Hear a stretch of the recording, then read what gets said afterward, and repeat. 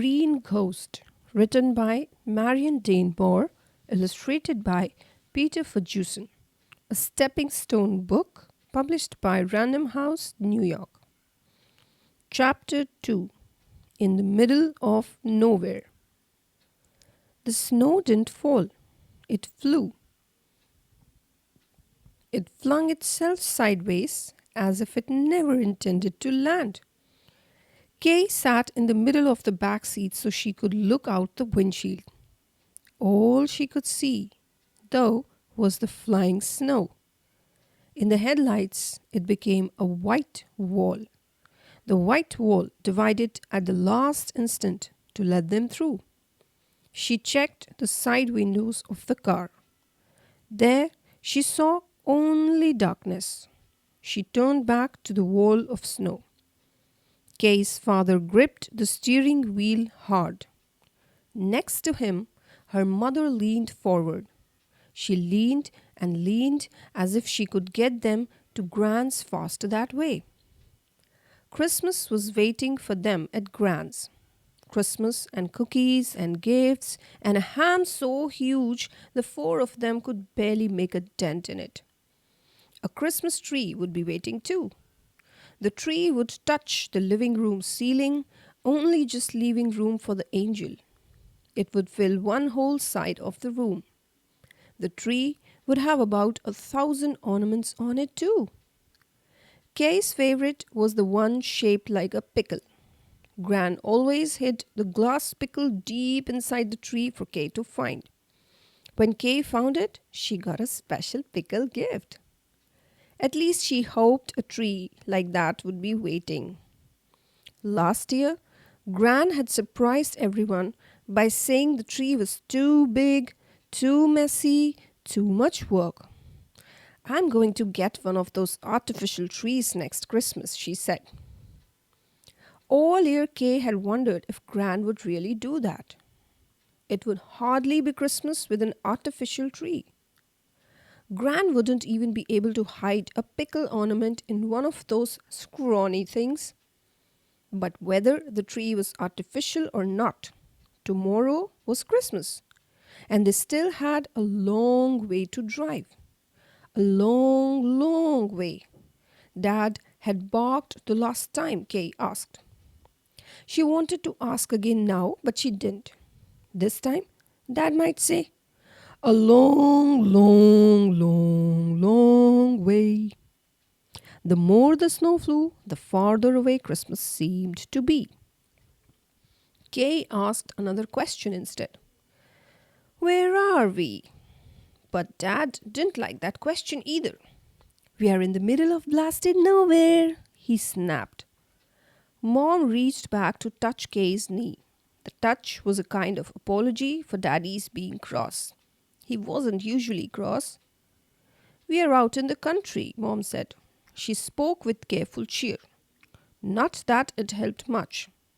Kay could tell that her mother was working really hard to be cheerful. Anyway, out in the country was the middle of nowhere, wasn't it? Kay peered out the side window. There was nothing out there but darkness. Darkness and bits of flying white. There was no town, no lights, no sign that anybody else in the world was near. They hadn't met another car for a long time. Probably everyone had gotten wherever they were going. Everyone except them. The radio had talked all day about the big storm coming.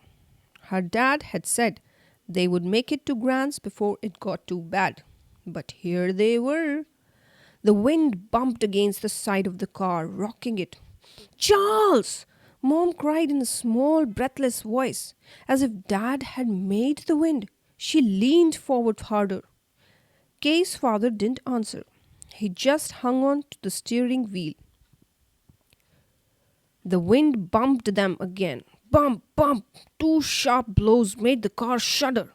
Mom didn't say anything this time, but she held on to the door. Bump! The wind hit the car again. This time, it slid them across the icy road. Dad turned the steering wheel. They just kept sliding. Then there was another kind of bump. This was the bump of the tire hitting something on the edge of the road, and they were sliding back across the road again. The car slid, and it turned too, like some kind of carnival ride. It would have been fun if it hadn't been so scary. Mom said, "Oh, it was just the smallest sound." She let go of the door, and her hands flew to cover her mouth. She seemed to want to stop more sounds from coming out. Dad kept turning the wheel, and the car paid no attention at all. They slid and spun. First, they spun until they were facing backwards. Then, they spun until they faced front again. Front didn't look much different from back.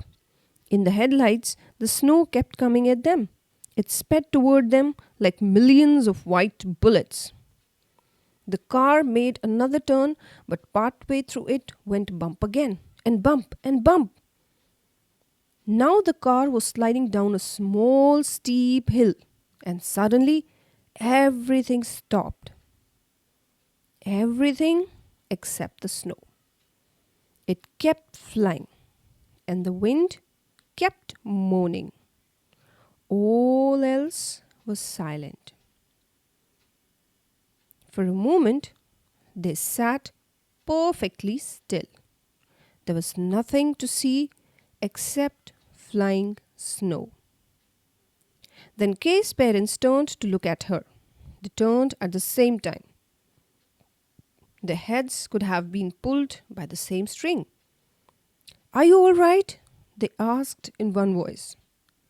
When Kay opened her mouth to answer, no sound came out. She nodded instead. Mom looked at Dad. "Where are we?" she asked. "Out in the country," he answered, "in the middle of blasted nowhere." And then, strange as it might seem, they both laughed.